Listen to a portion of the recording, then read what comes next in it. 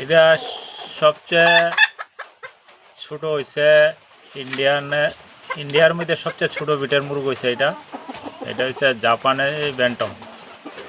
জাপানি ব্যান্টম নাম রাখার কারণ হইল এটা হাইটটা খুব ছোট, ওয়েটও খুব ছোট, আর অ্যাকচুয়ালি এটা জাপান থেকে আনা হয়।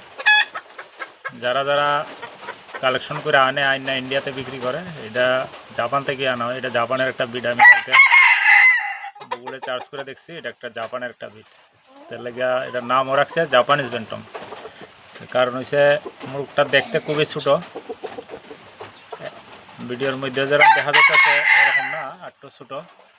দুটা মুরগের ওয়েট মিনিমাম 700 গ্রাম থেকে 750 গ্রাম হইব।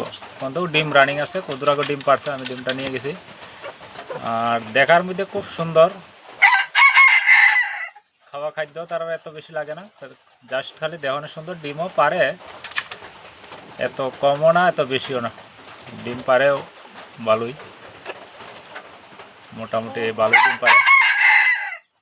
আর এটি অনেক কালার হয়, ব্ল্যাক কালার হয়, হোয়াইট কালার হয়, গোল্ডেন কালারও আইয়ে একটা একটা। কিন্তু এটা আমি কালেকশন করছিলাম হোয়াইট কালার দিকে। হোয়াইট কালার আনার পর কোনে আমার এনে 8-9 মাস হয়েছে ডিম পাড়া রানিং করছে। সবচেয়ে ছোট আর কি, আমার এখানে 2টা বিট আছে, সবচেয়ে ছোট ছোট।